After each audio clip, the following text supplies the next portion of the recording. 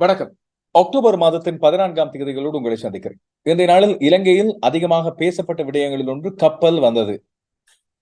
தமிழகத்தின் நாகைப்பட்டினத்துக்கும் யாழ்ப்பாணத்தின் காங்கேசன்துறைக்கும் இடையிலான பயணிகள் கப்பல் போக்குவரத்து சேவை பற்றி கடந்த காலங்களில் பேசப்பட்டு வந்தது. கடந்த 10ஆம் தேதி இடம்பெற்றிருக்க வேண்டிய சேவை பிற்போடப்பட்டு இன்றைய நாளில் இடம்பெறும் என்று அறிவிக்கப்பட்டது. இன்றைய நாள் இடம்பெறும் என்ற நம்பிக்கை நிறைய பேருக்கு அறவே இல்லாமல் இருந்தது. காரணம், ஏற்கனவே 10ஆம் தேதி இடம்பெறுவதாக அறிவிக்கப்பட்டு பின்னர் 12ஆம் தேதி என்று குறிப்பிடப்பட்டு அதற்கு பிறகுதான் 12ஆம் தேதி மாலை வேளையில் தான் இது 14ஆம் தேதி என்று இன்றைய நாள் குறிப்பிடப்பட்டது. இன்று இந்த கப்பல் வந்து சேர்ந்திருக்கிறது. அதை பற்றிய முழுமையான தொகுப்பு உங்களுக்கு காத்திருக்கிறது. கடன்களின் பிடி இறுக்கமாக இருந்த நேரத்திலே யாழ்ப்பாணத்திலே ஒரு ஜனாதிபதி மாளிகை ஒன்று கட்டப்பட்டது. இது பொதுமக்களின் அபகரிக்கப்பட்ட நிலத்திலிருந்து கட்டப்பட்டது என்று சொல்லி நிறைய எதிர்ப்புகள் இதற்கு வெளிப்படுத்தப்பட்டிருந்தன. ஆனால் அது பொருட்படுத்தப்படாமல் உரிமை கோரப்படாத காணிகளில் இது கட்டி எழுப்பப்பட்டதாகவும், எனவே அவை அரசாங்க காணிகள் என்று சொல்லி பதில் சொல்லப்பட்டது. அந்த காலத்தில் அந்த ஜனாதிபதி மாளிகை பெருமளவு பொருட்செலவில் கட்டி எழுப்பப்பட்டிருந்தது. இப்போது அது பற்றிய முக்கியமான முடிவு ஒன்று எடுக்கப்பட்டிருப்பதாக தெரிகிறது. இன்றைய நாளில் மற்றொரு முக்கியமான விடயமாக இந்த இணையதளத்தில் அண்மை காலமாக இடம்பெற்று வருகின்ற மோசடிகளை பற்றி தொடர்ச்சியாக வெளிப்படுத்தி வந்தேன். இதிலே முக்கியமாக தொழில் வாய்ப்புகளை தேடுவோர், அதுபோல வெளிநாடுகளுக்கு செல்வோர் மற்றும் பணம் அதிகமாக தேவைப்படுவோர், இந்த 3 பிரிவினர் தான் அதிகமாக குறிவைக்கப்பட்டுக் கொண்டிருந்தார். இதிலே வெளிநாடு செல்வோர் எவ்வாறு முகவர்களால் ஏமாற்றப்பட்டார்கள் போன்ற விவரங்களை தொடர்ச்சியாக வெளிப்படுத்தி வந்தேன். இரண்டாவது, தொழில் வாய்ப்பு தேடுவோர், இவர்களுக்கும் குறிப்பாக வெளிநாடுகளில் தொழில் வாய்ப்பு தேடுவோர் ஆகியோரை குறிவைத்து இயங்குகின்ற கூட்டம். அதுபோல குறுகிய லாபத்தில் பணம் சம்பாதிக்க ஆசைப்படுவோர், இவர்கள் எவ்வாறு ஏமாற்றப்படுகின்றார்கள் என்று தனி காணொலியோடு பதிவு செய்திருந்தேன். இப்போது வேலை வாய்ப்பு பெற்று தருவதாக குறிப்பிட்டு ஏமாற்றப்பட்டோரின் எண்ணிக்கை அதிகரித்திருக்கின்றது. இப்படியான முறைப்பாடுகளின் மத்தியில் 9 மில்லியன் ரூபாய் மோசடி செய்த ஒருவர் இன்றைய நாளில் கைது செய்யப்படுகிறார். அவர் பற்றிய பின்னணி விவரங்கள் பல பேருக்கு பாடங்களாக அமையும். அவை பற்றி கொண்டு வர காத்திருக்கிறேன். இதேவேளை வவுனியாவின் கடவுச்சீட்டுகள் பெறும் அலுவலகத்தில், பிராந்திய அலுவலகத்தில் இடம்பெற்று வருகின்ற மோசடிகள், அங்கே இடம்பெற்று வருகின்ற அடாவடிகள் குறித்து பல்வேறு எதிர்ப்புகளும் அதை பற்றிய பல்வேறு முறைப்பாடுகளும் கிடைத்த வண்ணம் இருக்கின்றன. தகுந்த ஆதாரங்கள் இருந்தால் நிச்சயமாக செய்திகள் வாயிலாக இதை வெளிப்படுத்துவேன் என்று குறிப்பிட்டிருந்தேன். இவை மட்டுமல்ல, உங்கள் பிரதேசங்களில் இடம்பெற்று வருகின்ற ஏனைய மோசடிகள், மக்களை ஏமாற்றுகின்ற செயல்கள், அதுபோல மக்களை இழுத்தடிக்கின்ற செயற்பாடுகள் ஆகியவற்றை பற்றியும் நிச்சயமாக வெளிப்படுத்தப்பட வேண்டும். அவை பற்றிய செய்தி தொகுப்பும் காத்திருக்கிறது. விரைவில் இதை பற்றிய விடயங்களை கொண்டு வர காத்திருக்கிறேன். உலகில் அநேகரின் பார்வை இப்பொழுது ஈர்க்கப்பட்டிருக்கின்ற ஒரு இடம் பலஸ்தீனம். இஸ்ரேல் பலஸ்தீன இடைவெளியில் இருக்கின்ற அந்த காசா நிலப்பரப்பில் இடம்பெற்று வருகின்ற பெரும் மோதல் பல பேருக்கு நிச்சயமாக இரக்கத்தையும் வழங்கி இருக்கிறது, அதுபோல பயத்தையும் ஏற்படுத்தி இருக்கிறது. இப்படியான விடயங்களை நாங்களும் கண்கூடாக எங்களது உறவுகளை தொலைத்த வேளையில் பார்த்திருக்கிறோமே என்று சொல்லி ஒரு அவலத்தையும் எங்களது மனதிலே மீண்டும் ஏற்படுத்தி இருக்கிறோம். இப்போது காசா நிலப்பரப்பில் என்னென்ன விடயங்கள் நடக்கின்றன? இதிலே மிக முக்கியமாக வெளிப்படுத்தப்பட்ட செய்தி, அண்மை காலமாக இஸ்ரேலின் கொடூர தாக்குதலில் பலஸ்தீனர்கள் பலர் பலியாகி இருக்கின்றார்கள். அவர்களை காசா நிலப்பரப்பிலிருந்து வெளியே புறப்பட்டு வடக்கு காசாவை விட்டு வெளியே செல்லுமாறு இஸ்ரேல் உத்தரவிட்டிருப்பதாக தகவல் ஒன்றை வெளியிட்டிருந்தேன் நேற்று. இவ்வாறு வெளியேறிக்கொண்டிருக்கின்ற மக்கள் மீதும் தாக்குதல்களை தொடர்ச்சியாக இஸ்ரேல் மிலேச்சத்தனமாக நடத்தி வருவதாக தெரிவிக்கப்படுகிறது. இதேவேளை வைத்தியசாலைகளும் குறிவைக்கப்பட்டிருப்பதாக ஒரு பரபரப்பு செய்தி வெளியாக இருக்கிறது. நிச்சயமாக எல்லோர் மனதிலும் பயத்தையும் அதுபோல கவலையும் ஏற்படுத்துகின்ற விடயம். கையாலாக தனத்தோடு பல நாடுகளும் காத்திருக்கின்ற இந்த விடயங்களில் தலையிட முடியாமல் பலஸ்தீனத்தில் உள்ள காசா நிலப்பரப்பின் வைத்தியசாலை ஒன்றுக்கு தொலைபேசி மூலமாக அழைத்து அந்த வைத்தியசாலை தாக்கப்படும் என்று உடனடியாக கைவிட்டு செல்லுமாறும் அந்த வைத்தியசாலையின் ஊழியர்களுக்கு உத்தரவிடப்பட்டிருப்பதாக ஒரு பகிர் செய்தி வெளியாகி இருக்கிறது. இதன் உண்மைத்தன்மையான இப்போது இஸ்ரேல் பலஸ்தீன அந்த நிலப்பரப்பில் இடம்பெற்று வருகின்ற விடயங்கள் என்ன என்பதை பற்றிய பிந்திய தகவல்களையும் இன்றைய செய்தி தொகுப்பில் கொண்டு வர காத்திருக்கிறேன்.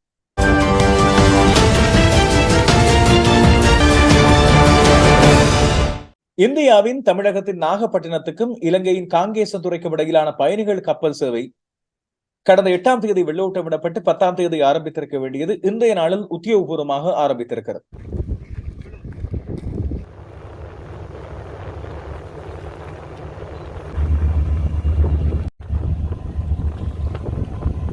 தமிழகத்தின் நாகப்பட்டினம் துறைமுகத்திலிருந்து 50 பயணிகள் மற்றும் ஊழியர்களோடு இந்த பயணிகள் கப்பலானது காங்கேசன்துறையை இன்று மதியம் 12:20 அளவில் வந்து சேர்ந்திருந்தது.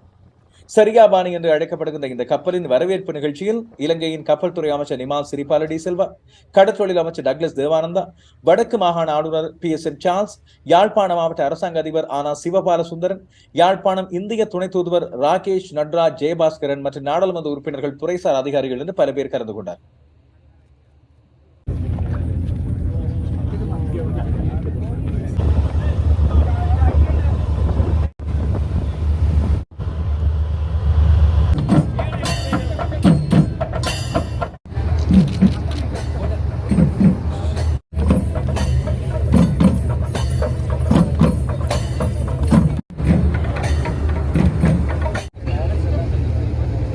රනිල් වික්‍රමසිංහ මැතිතුමා මීට මාස කිහිපයකට පෙර ඉන්දිය සංචාරය කරන ලද අවස්ථාවේදී ඉන්දියා අගමැති නරේන්ද්‍ර මෝඩි මැතිතුමා සමග කරන ලද සාකච්ඡාවක ප්‍රතිඵලයක් වශයෙන් අද දින නාගපට්නම් සහ කංකසන්තුරේ අතර මගී ප්‍රවාහන බෝට්ටු සේවාව ආරම්භ කිරීමට අපිට හැකි වුණා.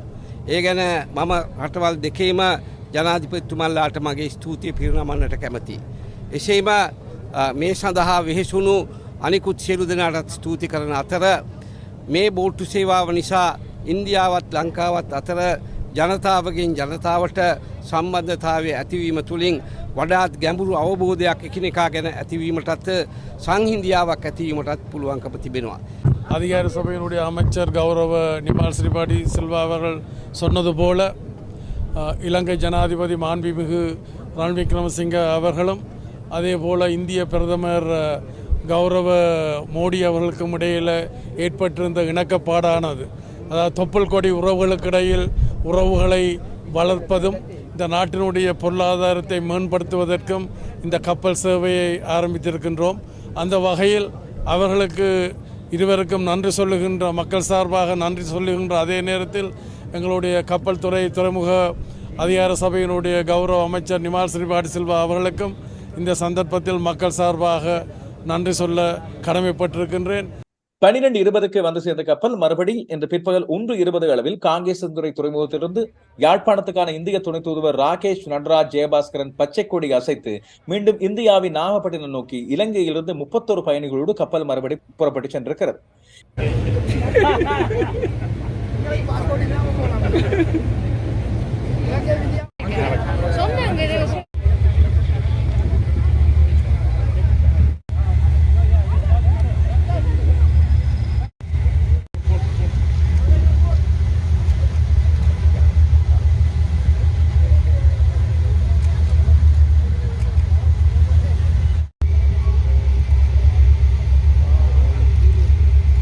இன்று உலகமே இந்திய பாகிஸ்தான் அணிகளுக்கு இடையிலான கிரிக்கெட் போட்டியை நரேந்திர மோடி மைதானம் அகமதாபாத்தில் எதிர்பார்த்திருக்க, அந்த நரேந்திர மோடி அவரேதான் இந்திய பிரதமர் இன்றைய நாளில் இந்த நாகப்பட்டினத்துக்கும் காங்கேசன்துறைக்கும் இடையிலான கப்பல் சேவையை இணையம் மூலமாக டெல்லியில் இருந்தபடி இன்றைய நாளில் ஆரம்பித்து வைத்திருந்தார்.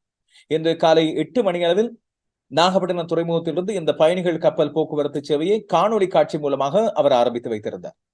எனவே நாகப்பட்டினத்தில் நடைபெற்ற இந்த ஆரம்ப நிகழ்வில் மத்திய மந்திரி சர்பானந்த சோனாவால், அதுபோல பொதுப்பணித்துறை அமைச்சர், தமிழகத்தின் பொதுப்பணித்துறை அமைச்சர் வேலு ஆகியோர் கொடியசைத்து ஆரம்பித்து வைத்திருந்தார்கள்.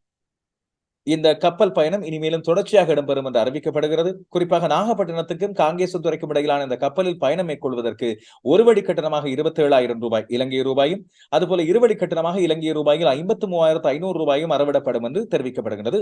பயணிகள் 50 கிலோகிராம் பொருள் வரை கொண்டு செல்லலாம். இறுதியாக 40 ஆண்டுகளுக்கு முதல் 1984 ஆண்டு தமிழகத்துக்கும் இலங்கைக்கும் இடையிலான கப்பல் போக்குவரத்து சேவை இடம்பெற்றிருக்கிறது. அப்போது 1984 ஆண்டு இந்த போரெல்லாம் ஆரம்பிப்பதற்கு முதல் இடம்பெற்ற இறுதி கப்பல் சேவை தலைமன்னாருக்கும் ராமேஸ்வரத்துக்கும் இடையிலான கப்பல் சேவையாக இருந்தது. எனவே கிட்டத்தட்ட 40 ஆண்டுகளுக்கு பிறகு மீண்டும் வடக்குக்கும் தமிழகத்துக்கும் இடையிலான கப்பல் போக்குவரத்து சேவை ஆரம்பிக்கப்படுகின்றது. இது நாகப்பட்டினத்துக்கும் காங்கேசன்துறைக்கும் இடையில். எதிர்வரும் காலத்தில் தலைமன்னாருக்கும் ராமேஸ்வரத்துக்கும் இடையிலான பாரம்பரிய தொடர்புகள் மீண்டும் ஆரம்பிக்கப்படும் என்று சொல்லி நம்பிக்கை மக்கள் மத்தியில் இருக்கிறது. இந்த சேவை தொடர்ச்சியாக இடம்பெறுவதன் மூலமாக பல்வேறு அனுகூலங்களை மக்கள் பெற்றுக் கொள்வார்கள் என்று கருதப்படுகிறது. அதே வேளையில் இதற்கு சமாந்தரமாக யாழ்ப்பாணம் பலாலியின் சர்வதேச விமான நிலையமும் சரியான முறையில் அபிவிருத்தி செய்யப்பட்டு அந்த விமான சேவைகளும் இன்னும் விருத்தி செய்யப்பட வேண்டும் என்பதை வடக்கில் உள்ள மட்டுமல்ல இலங்கை முழுவதும் உள்ள மக்களின் கோரிக்கையாக இருக்கிறது. 2011 முதல் 2015 ஆண்டு காலத்தில் யாழ்ப்பாணத்திலே யாழ்ப்பாண ஜனாதிபதி மாளிகை என்று சொல்லி ஒரு மாளிகை கட்டிடம் ஒன்று உருவாக்கப்பட்டது. இது இப்போது நீண்ட காலமாக பாவனையில் இருப்பதா, அதை எவ்வாறான பாவனைக்கு ஈடுபடுத்துவது என்று குறித்து பல்வேறு வாத பிரதிவாதங்கள் இருந்து வந்தன. இதன் அடிப்படையில் மிகப்பெரிய பொருட்செலவோடு உருவாக்கப்பட்ட அந்த அரண்மனை, இல்லாவிட்டால் ஒரு அரண்மனை போன்ற ஒரு அமைப்பு காங்கேசன்துறை பகுதியில் இருக்கிறது. மொத்தமாக 29 ஏக்கர் நிலப்பரப்பில் உருவாக்கப்பட்டது. இதிலே இந்த கட்டட தொகுதி மட்டும் 12 ஏக்கர் பரப்பு கொண்டதாக இருக்கு. இது அனைத்தும் மக்களால் பயன்படுத்தப்பட்ட நிலங்களிலிருந்து எடுக்கப்பட்டவை என்று சொல்லி சொல்லப்படுகிறது. இப்படி இருக்கும்போது இதற்கு கடுமையான எதிர்ப்பு வெளிப்படுத்தப்பட்டது. இந்த கட்டடம் உருவாக்கப்பட்ட வேளையில் 17 ஏக்கர் தனியாக இருக்கின்ற நிலப்பகுதியாக இருக்கிறது. 12 ஏக்கர் நிலப்பரப்பில் தான் இந்த கட்டிடம் இருக்கிறது. அந்த எழுப்பப்பட்ட பிரம்மாண்டமான கட்டடத்தை SLIITக்கு, அதாவது Sri Lanka institute of information technology, Ilangai தகவல் தொழில்நுட்ப ஆராய்ச்சி மையத்துக்கு குத்தகைக்கு வழங்குவது என்று சொல்லி அரசாங்கம் இப்பொழுது தீர்மானித்திருப்பதாக ஜனாதிபதியின் விசேட ஆலோசகரான சாகர ரத்நாயக்க தெரிவித்திருக்கிறார். ஏனைய 17 ஏக்கர் நிலப்பரப்பையும் பொதுமக்களுக்கு மீண்டும் வழங்குவது என்று முடிவெடுக்கப்பட்டதாக இப்போது தெரிவிக்கப்படுகிறது. இது ஒரு நல்ல முயற்சி. குறிப்பாக அரசாங்க கட்டடங்கள் பயன்படுத்தப்படாமல் இருப்பது, இல்லாவிட்டால் அதை தனியார் மட்டுமே பயன்படுத்துவது என்பது எந்த காலத்திலும் ஏற்றுக்கொள்ளக்கூடிய விடயமோ, இல்லாவிட்டால் மக்களது பயன்பாட்டுக்கு இருந்த நிலத்தை எடுத்து அரசாங்கம் அநியாயப்படுத்துவது, இல்லாவிட்டால் தனிப்பட்ட ஒரு சிலர் மட்டும் இதை பாவனைக்கு உட்படுத்துவது என்பது தவிர்க்கப்பட வேண்டிய விடயம். எனவே இந்த விடயத்தில் அரசாங்கம் முன்னுதாரணமாக செயற்படுகிறது என்று சொல்லி நாங்கள் இதை எடுத்துக்கொள்ளலாம். அடுத்த செய்திகளுக்கு செல்வதற்கிடையில் நாளைய தினம், அதாவது திங்கட்கிழமை, நாளைய தினம், அதாவது ஞாயிற்றுக்கிழமை புலைமை பரிசில் பரீட்சை இடம்பெறுகிறது. இந்த புலைமை பரிசில் பரீட்சை பற்றிய சில முக்கியமான அறிவித்தல்கள் இப்பொழுது வழங்கப்பட்டுகின்றன. பரீட்சைகளை எழுதுகின்ற இந்த தம்பி தங்கையர் மற்றும் அவர்களது பெற்றோர் ஆகியோருக்கு இந்த விடயங்களை கொண்டு செல்ல வேண்டும். ஒன்று, இப்பொழுது நாட்டிலே சீரற்ற காலநிலை நிலவிக் கொண்டிருக்கிறது. எனவே நாளை 15ஆம் தேதி ஞாயிற்றுக்கிழமை இடம்பெறுகின்ற இந்த புலைமை பரிசில் பரீட்சைக்கு தூற்றுவதற்காக பரீட்சை நிலையங்களுக்கு செல்ல முடியாத மாணவ மாணவியர் அந்தந்த பகுதியில் உள்ள அனர்த்த முகாமைத்துவ நிலையத்துக்கு உடனடியாக அறியப்படுத்துமாறு பரீட்சைகள் திணைக்களம் தெரிவித்திருக்கிறது. குறிப்பாக இலங்கையின் தெற்பகுதியிலே தொடர்ச்சியாக மழை, வெள்ளம், அதுபோல வானிலை பாதிப்பு தொடர்ச்சியாக இருக்கிறது. இதுபோல மத்திய மலைநாட்டிலும் பல்வேறு இடங்களில் இந்த வெள்ள பாதிப்பு ஏற்பட்டுகிறது. எனவே இதன் காரணமாக பாதிக்கப்படுகின்ற மாணவர்களுக்கு எந்த விதமான அநீதியும் இழைக்கப்படக்கூடாது என்ற அடிப்படையில் அனர்த்த முகாமைத்துவ திணைக்களம் மற்றும் ஏனைய திணைக்களங்களோடு ஒத்துழைப்போடு தாங்கள் நடந்து கொள்ள எதிர்பார்த்திருப்பதாக பரீட்சைகள் ஆணையாளர் தெரிவித்திருக்கிறார். எனவே அனர்த்த நிலைமைகளில் இப்போது மின்னல் எச்சரிக்கை விடுக்கப்பட்டிருக்கிறது சில மாவட்டங்களுக்கு, அதை பற்றி குறிப்பிட போகிறேன். அதுபோல சிவப்பு எச்சரிக்கை, மண் சரிவு மற்றும் வெள்ள எச்சரிக்கையும் பல மாவட்டங்களுக்கு விடுக்கப்பட்டிருக்கும் நேரத்தில் இந்த முடிவு எடுக்கப்பட்டிருப்பது உண்மையில் வரவேற்கக்கூடியது. அந்த மாணவர்கள் பாதிப்படைந்து விடக்கூடாது என்பதற்காகவே இந்த முடிவு உடனடியாக எடுக்கப்படுகிறது. அதுவேளை பரீட்சை வினாத்தாள்களை பரீட்சை நிலையங்களுக்கு கொண்டு செல்லும் பணிகள் இப்பொழுது நிறைவடைந்திருப்பதாக இன்று மாலை வேளையில் பரீட்சைகள் திணைக்களம் அறிவித்திருந்தது. அனர்த்த நிலைமைகள் ஏற்படும் இடங்களில் உள்ள அனைத்து பரீட்சார்த்திகளும் அருகில் உள்ள பரீட்சை நிலையங்களில் பரீட்சை எழுதுவதற்கான வசதிகளும் இப்பொழுது மேற்கொள்ளப்பட்டுள்ளதாகவும் இதன் காரணமாகத்தான் அனர்த்த முகாமைத்துவ நிலையத்தோடு உடனடியாக தொடர்பு ஏற்படுத்துமாறும் அறிவிக்கப்பட்டுள்ளது. இம்முறை இடம்பெறுகிற புலைமை பரிசில் பரீட்சையில் 2888 பரீட்சை நிலையங்களில் பல மாணவர்கள் பங்கு பெற்ற இருக்கின்றனர். எனவே அவர்களுக்கான சகல ஏற்பாடுகளும் செய்யப்பட்டிருப்பதாகவும் பாதுகாப்பு ஏற்பாடுகளும் பூர்த்தியாகி இருப்பதாகவும் பரீட்சைகள் திணைக்களம் அறிவித்திருக்கிறது. இதுபோல இலங்கையில் உள்ள 13 மாவட்டங்களுக்கு கடுமையான மின்னல் தாக்கும் எச்சரிக்கை விடுக்கப்படும். எனவே இந்த மாவட்டங்களில் உள்ளோர் கவனமாக இருக்குமாறும் இவர்களுக்கு சிவப்பு எச்சரிக்கை விடுக்கப்பட்டிருப்பதாகவும் சொல்லப்படுகிறது. அதிகமான மின்னல் இடம்பெறுகின்ற பிரதேசங்களாக இப்பொழுது வடக்கு, வடமத்திய, மத்திய, ஊவா மற்றும் சபரகம மாகாணங்களில் உள்ள அத்தனை மாவட்டங்களும் குறிப்பிடப்பட்டுள்ளன. மிகுந்த அவதானமாக இருக்குமாறு ஏனைய மாவட்டங்கள் அத்தனைக்கும் நடுத்தர அளவிலான ஆபத்து இருப்பதாக சொல்லப்படுகிறது. யாருக்கும் ஆபத்து இல்லை என்று சொல்லி குறிப்பிடப்படவில்லை. இன்றைய நாளில் இலங்கையின் எல்லா மாவட்டங்களுக்கும் இந்த மின்னல் தாக்கு எச்சரிக்கை ஒன்று மத்திய அளவு, இல்லாவிட்டால் நடுத்தர அளவு, இல்லாவிட்டால் அதை விட மோசமான அளவு என்று சொல்லி குறிப்பிடப்பட்டிருப்பதை சுட்டிக்காட்ட வேண்டியிருக்கிறது. அவதானமாக இருந்து கொள்ளுங்கள். இது பற்றிய சரியான அவதானத்தோடு நீங்கள் நடந்து கொள்ள வேண்டியது அவசியமாகிறது. போலியான தொழில் வாய்ப்பு பெற்றுத் தருவதாக குறிப்பிட்டு 9 மில்லியன் ரூபாய் பலரிடம் மோசடி செய்த 34 வயதான ஒருவர் இந்த நாளில் கொழும்பு ஊழல் தடுப்பு போலீஸ் பிரிவினரால், அதுபோல மோசடி தடுப்பு பிரிவினரால் விசாரிக்கப்பட்டு கைது செய்யப்பட்டிருந்தார். இணைய வழியாக இப்படியான வேலை வாய்ப்புகளை தருவதாக குறிப்பிட்டு இந்த பணத்தை அவர் பெற்றுக் கொண்டதாக தெரிகிறது. 9 மில்லியன் ரூபாய் பலரிடமிருந்து மோசடி செய்த அவரிடமிருந்து 3 வங்கிக் கணக்குகள் மீட்கப்பட்டிருப்பதோடு அந்த 3 வங்கிக் கணக்குகளிலும் சேர்த்து மொத்தமாக 7.2 மில்லியன் ரூபாய், அதாவது 72 லட்சம் ரூபாய் அவரது சேமிப்பிலிருந்து பெறப்பட்டதாக தெரிகிறது. இவர் காலி கரந்தனிய பிரதேசத்தைச் சேர்ந்த டெனாகொட என்ற இடத்தைச் சேர்ந்த 34 வயதானவர் என்றும் இணைய வழியாக இன்னும் பல பேரை இவர் ஏமாற்றி இருக்கலாம் என்றும் அது பற்றிய விடயங்களை இப்பொழுது போலீசார் தேடி ஆராய்ந்து கொண்டிருப்பதாக தெரிவிக்கப்படுகிறது. இதேவேளை இப்படியான மோசடி சம்பவம் ஒன்று குறித்து கோட்டை நீதவான் நீதிமன்ற பதிவாளர் விளக்கமறியலில் வைக்கப்படுகின்ற செய்தியும் வெளியாகியிருந்தது. குற்றப்புலனாய்வு திணைக்களத்தினால் இவர் கைது செய்யப்பட்டு இப்போது விளக்கமறியலில் வைக்கப்பட்டுகின்றார். புதுக்கடை நீதவான் முன்னிலையில் இன்றைய நாளில் அவர் பிரசனப்படுத்தப்பட்ட வேளையில் அவர் எதிர் வருகின்ற 25ஆம் தேதி வரை விளக்கமறியலில் வைக்குமாறு நீதவான் உத்தரவிட்டிருந்தார். கோட்டை நீதவான் நீதிமன்றத்தினால் பயண தடை ஒன்று விதிக்கப்பட்ட ஒரு நபருக்கு அந்த தடையை நீக்கும் வகையில் இந்த கைது செய்யப்பட்ட சந்தேக நபர் போலி ஆவண முறை தயாரிக்கும் முயற்சியில் இறங்கியிருந்தார். இதன் அடிப்படையில் தகுந்த ஆதாரம் கிடைத்ததை அடுத்து குற்றப்புலனாய்வு திணைக்களத்துக்கு கோட்டை நீதவான் திலினகமகே அளித்த முறைப்பாட்டை அடுத்து அவர் கைது செய்யப்பட்டிருந்தார். இப்பொழுது விளக்கமறியலில் வைக்கப்பட்டிருக்கின்ற அவருக்கு யார் துணை வந்தார்கள், இப்படி முன்பும் இது போன்ற நடவடிக்கைகளை இவர் எடுத்திருக்கிறாரா என்று சொல்லி பல்வேறு விடயங்கள் விசாரிக்கப்பட்டு வருவதாக தெரிகிறது. இலங்கையில் ஒரு பக்கம் கடுமையான மழை, மழையினால் ஏற்படுகின்ற வெள்ளம், இதன் காரணமாக மண் சரிவு போன்ற பல்வேறு விடயங்கள் ஏற்பட்டு வருகின்ற நேரத்தில் இன்னொரு பக்கம் கடந்த மாதங்களில் வறட்சியினால் பாதிக்கப்பட்ட விவசாயிகளுக்கு இழப்பீடு வழங்குவதும் தொடர்ச்சியாக இடம்பெற்று வருகிறது. எனவே ஒன்று ஒரே அடியாக கடுமையான வெயில், வறட்சி, இன்னொரு பக்கம் மிகப்பெரிய மழை வீழ்ச்சியோடு சேர்த்து மின்னல் தாக்கம் என்று பல்வேறு விடயங்கள் நடைபெற்று வருகின்றன. இன்று நாளில் இன்னும் ஒரு சோகமான சம்பவம் ஒன்று பதிவாகி இருந்தது. ஆலயங்கள், பௌத்த ஆலயங்களில் இந்த யானைகள் வெட்டப்பட்டு வருகின்றன. இதிலே களனி தேவாலயத்துக்கு சொந்தமான யானை ஒன்று இன்றைய நாளில் நீராட அழைத்து செல்லப்பட்ட வேளையில் 20 அடி உயரத்திலிருந்து கீழே விழுந்து காயமுற்றிருக்கின்ற செய்தி வெளியாகி இருக்கின்றது.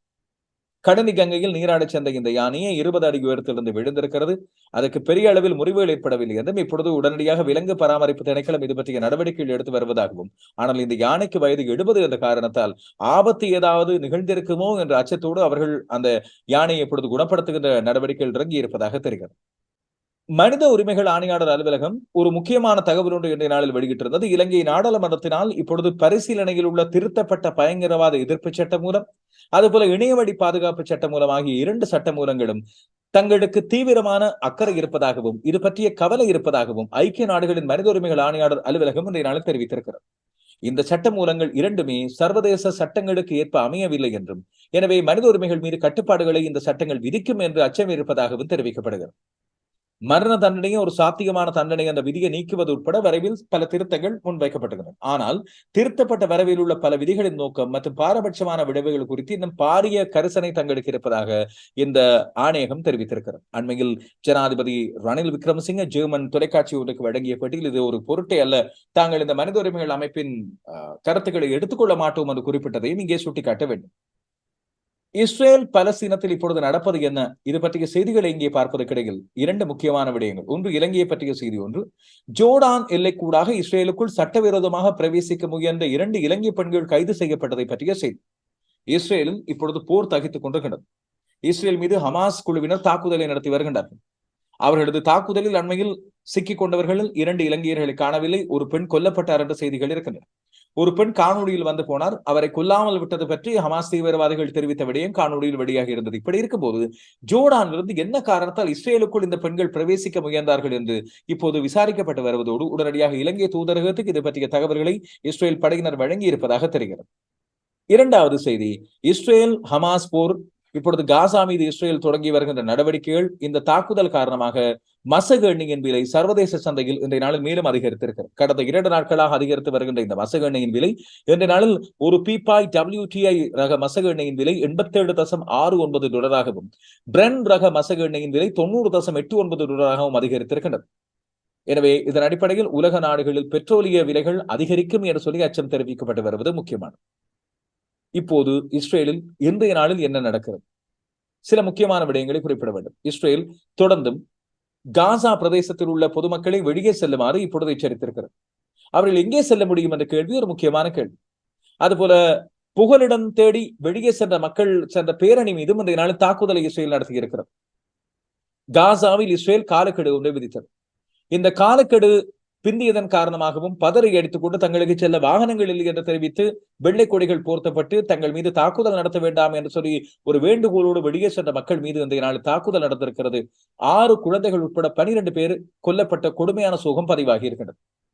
இது மட்டுமல்லாமல் காசா பகுதியில் உள்ள பிரபல வைத்தியசாலை மீது தாக்குதல் நடத்தப் போவதாக இஸ்ரேல் எச்சரித்திருப்பதாக தெரிகிறது. தொலைபேசி மூலமாக தொடர்பு கொண்ட இஸ்ரேலிய படையினர் தாங்கள் தாக்குதல் நடத்தப் போவதாக தெரிவித்திருக்கின்றனர். ராக்கெட் வீச்சு தாக்குதல்களை தொடர்ச்சியாக இஸ்ரேல் விமானங்கள் மேற்கொண்டு வருகின்றன. காசாவில் இடிந்து நிற்கின்ற கட்டடங்கள் அனைத்தும் சரிந்து இடிந்து போயிருப்பதன் காரணமாக அங்கே வாழ முடியாத சூழ்நிலை.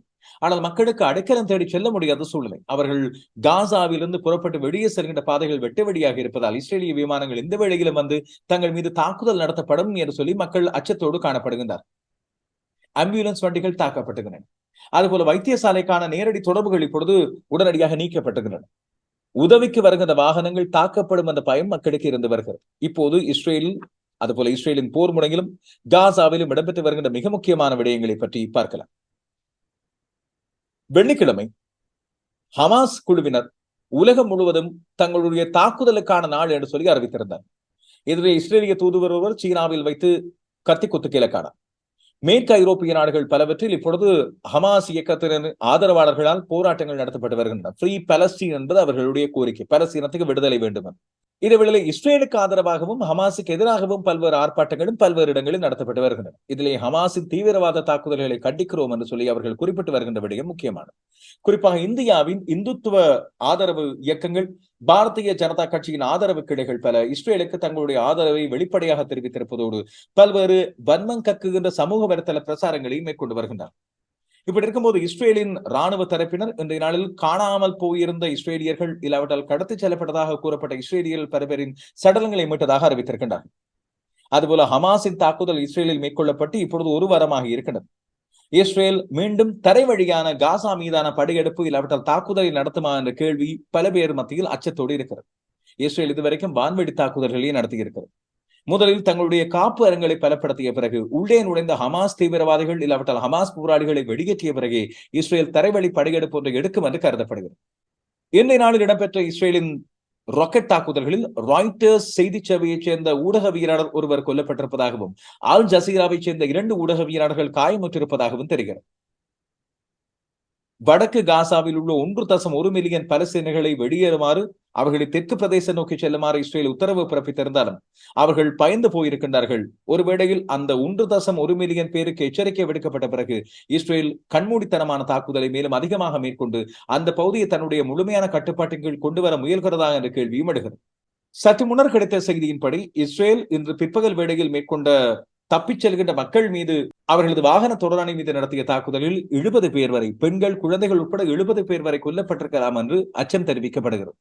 கடந்த நாட்களாக இஸ்ரேல் காசா நிலப்பரப்பின் மீதும் பொதுமக்கள் மீதும் வெள்ளை போஸ்பரஸ் கலந்த குண்டுகளை வீசி தாக்குதல் நடத்தி வருவதாக சந்தேகம் தெரிவிக்கப்பட்டிருந்தது பற்றி சொல்லுகிறது.